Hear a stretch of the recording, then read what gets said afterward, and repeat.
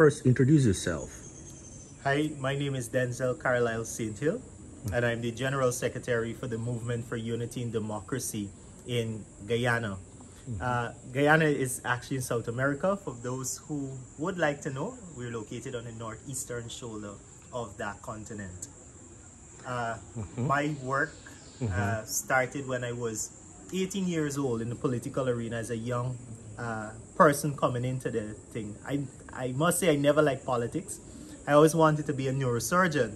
However, I saw that there was a greater need to have more young people involved in politics. In politics, correct. And I decided, hey, I was weighing between the two, neurosurgeon or a politician. And when I do, I say I can save a life as a neurosurgeon, but I can touch and have a majority impact on many other lives as a politician and a leader of the people.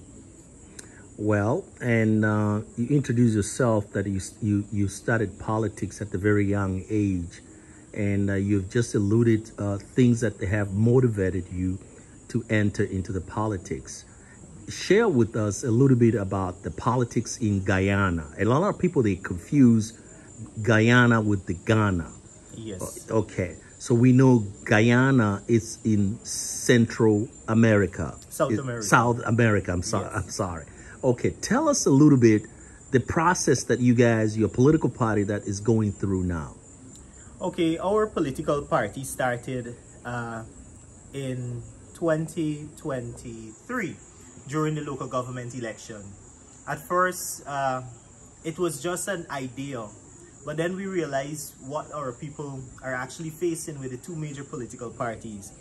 Those parties have existed since in the early 1950s. And over the years, it was a constant thing about both of them come with different ideas, but in actuality, they were actually the same party.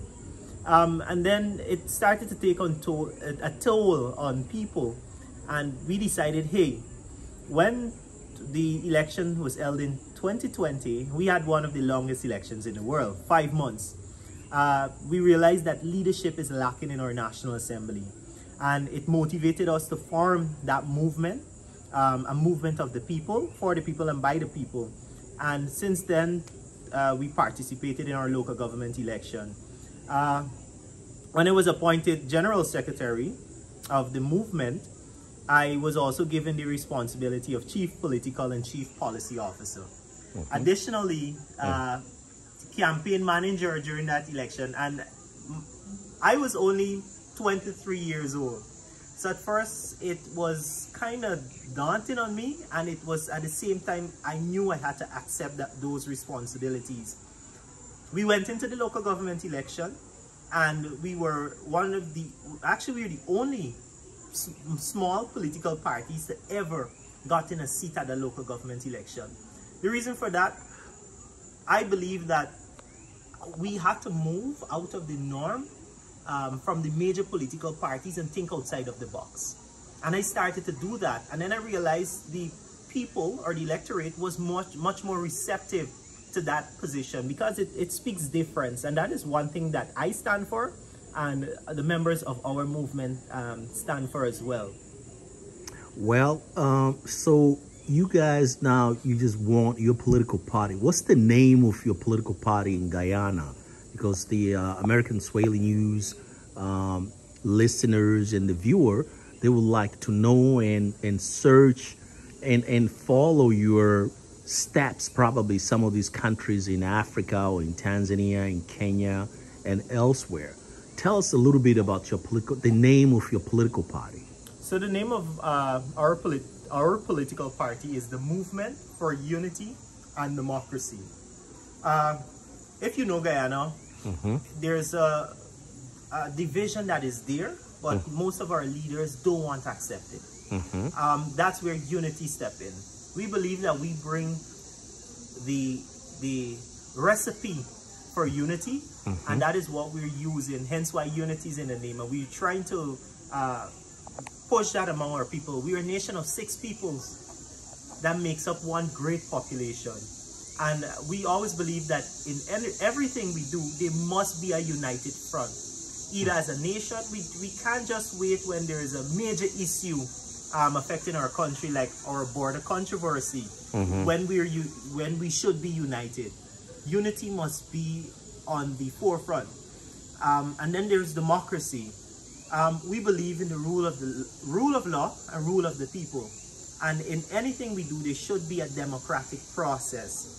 There must be a process of representation. There must be a process of consultation.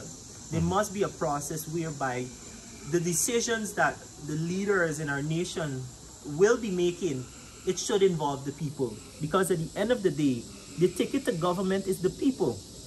And if we don't respect the people, then for me, it's not the democracy. But people can argue against that, because you know, democracy is a very wide broad term, yes. But that's my understanding of democracy. And then the movement came in because it is a political party that is for the people and by the people. We cannot do anything unless the people give us that mandate. Got you. So the last question here is, where do you see yourself in 5 years from now? Because you just turned 24 years old, yes, and you're seriously involved in politics in Guyana. Walk us through in that path. I see myself, or I must say the Group C itself, into government. That is our prime objective. But before we form the executive, I want to take it step by step. I believe that in order to become president or form the executive, you must understand those stages, you know, within life. And in politics, there are stages. So you must, it's like a staircase. You must be able to climb that staircase. You can't start at the bottom and then you want to go straight to the top. It doesn't work like that.